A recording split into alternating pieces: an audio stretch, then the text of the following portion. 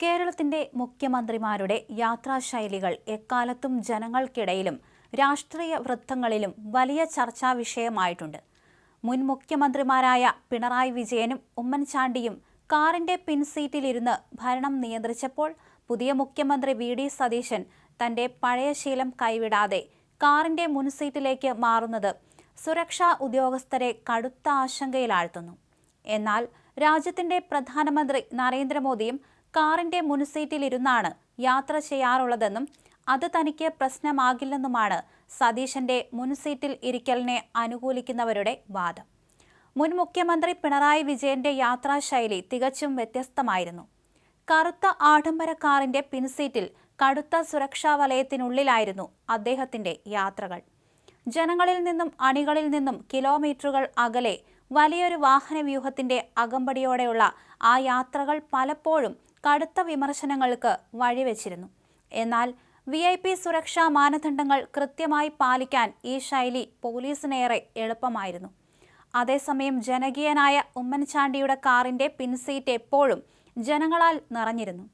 ഡ്രൈവർക്ക് പുറമെ മുൻസീറ്റിൽ ഗൺമാനും പിൻസീറ്റിൽ ഉമ്മൻചാണ്ടിക്കൊപ്പം അണികളും നേതാക്കളും ഞെങ്ങിഞ്ഞെരുങ്ങി ഇരുന്നായിരുന്നു യാത്ര.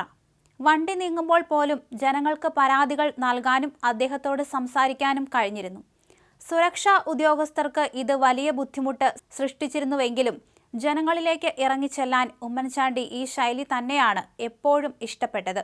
എന്നാൽ ഈ രണ്ട് ശൈലികളിൽ നിന്നും തികച്ചും വ്യത്യസ്തമാണ് വി.ഡി. സതീശന്റെ രീതി. പ്രതിപക്ഷ നേതാവായിരുന്ന കാലം മുതൽക്കേ കാറിന്റെ മുൻസീറ്റിലിരുന്ന് യാത്ര ചെയ്യുന്നതാണ് അദ്ദേഹത്തിന്റെ ശീലം. മുഖ്യമന്ത്രി പദവിയിലെത്തുമ്പോഴും കാറിന്റെ മുൻസീറ്റിലെ യാത്ര ഉപേക്ഷിക്കാൻ തയ്യാറല്ലെന്ന സൂചനയാണ് നൽകുന്നത്. പക്ഷേ പുതിയ മുഖ്യമന്ത്രിയുടെ ഈ മുൻസീറ്റ് യാത്ര പോലീസിന്റെ ഉറക്കം കെടുത്തുകയാണ്.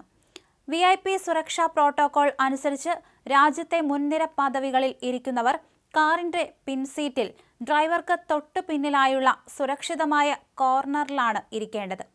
മുൻസീറ്റിൽ ഇരുന്നാൽ പെട്ടെന്നുണ്ടാകുന്ന അപകടങ്ങളിലോ ആക്രമണങ്ങളിലോ സുരക്ഷാ ഉദ്യോഗസ്ഥർക്ക് മുഖ്യമന്ത്രിയെ പെട്ടെന്ന് സംരക്ഷിക്കാൻ കഴിയില്ല.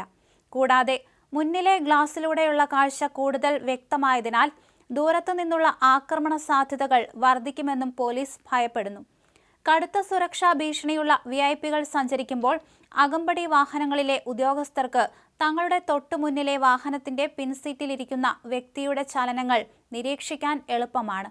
എന്നാൽ മുഖ്യമന്ത്രി മുൻസീറ്റിലേക്ക് മാറുമ്പോൾ ഈ നിരീക്ഷണം തടസ്സപ്പെടും. മുൻസീറ്റിൽ സാധാരണയായി ഇരിക്കേണ്ടത് മുഖ്യമന്ത്രിയുടെ ജീവന് കാവൽ നിൽക്കുന്ന ഗൺമാനാണ്.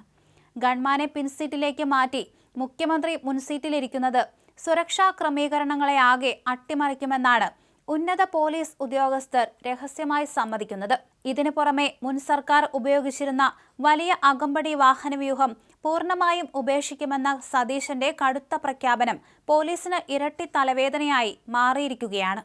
മുഖ്യമന്ത്രി കടന്നു പോകുമ്പോൾ ട്രാഫിക് സിഗ്നലുകൾ ഓഫാക്കില്ലെന്നും പൊതുജനങ്ങളെ വഴിയിൽ തടയില്ലെന്നും അദ്ദേഹം വ്യക്തമാക്കിയിട്ടുണ്ട്.